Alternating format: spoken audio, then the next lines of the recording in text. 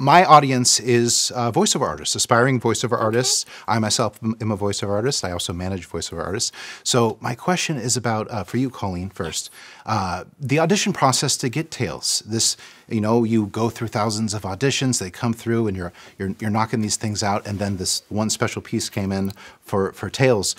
Tell me a bit about the experience, the first read, the first impression. You looked at this character and you saw some descriptors or maybe a drawing, and then something came out of you. So I don't remember if there was a picture, but I probably could have, you know, looked it up. It was 2014, so okay, yeah. Bear with my memory. Sure. But for sure, you know, a script that I sent in through my agent. I probably did it on my iPad in my closet. Sure. Yeah, and then what I very distinctly remember is the callback. Yeah. So I was called back for this, and so that's the thing. You know, you're like,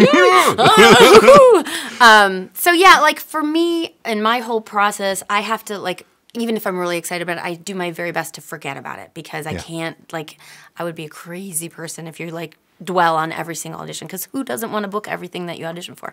Mm-hmm. So then you get a callback and it's so very exciting. So I very distinctly remember the callback, and I didn't know that we were going to be doing games as well as the show. I thought it was auditioning just for the show, and then they told me, yeah, we're doing the games too at the same time, and the previous Tales voice actor was at the callback, and I was like, oh no, I'm so sorry. And she said, no, she like gave me her blessing, so whew, that was good. But yeah, it was just exciting. And then the very first, we had a table read, which is very unusual for animation. You don't always get a table read for the first episode, so that was really fun. We ended up recording the game first, but that was sort of my little welcome into Tales world. Congratulations. Thank you. And Jeff, does Colleen have any mannerisms when she's behind the mic? Is she like doing any sort of weird voice actor things? Because just thrashing around wildly, you know, just throwing herself around the booth.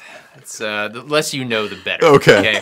No, she's very composed, very professional. Obviously knows Tales inside and out as a character, which is a dream casting for a director because it's just like you're bringing someone in that actually probably knows more about this character than you do, and so it just makes it very easy. She's just all her instincts for the humor, for the dramatic stuff. I mean, it was just all ready to go. So just a delight to bring in for the film. And from your perspective, directing live action versus directing voiceover ADR, same approach. How do you feel about directing voiceover actors? Is there anything different you do in your directing techniques?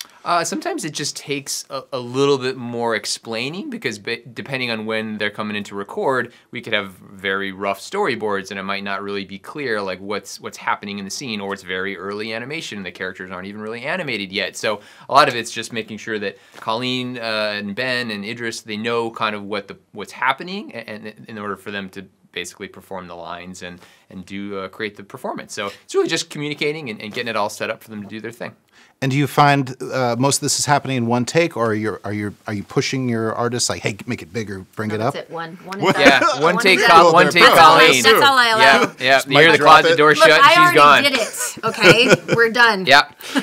No, normally what happens is we'll do one, and it'll sound great, or we'll do a series, and then we'll do a whole bunch of other stuff, and then you'll be like, you know what, that first take actually sounded pretty good. So you'll come back to the first take. 20 minutes later, you're like, can we hear number one again? Sometimes you just gotta play. You gotta try different things. You never know what's gonna come out of it. But no recording is ever the same twice. It's just all about getting in, having fun, getting what you need, and then going and then letting the animators take over and create do what they do and create performance. I love it. Thank you so much. Thank you. Thank you.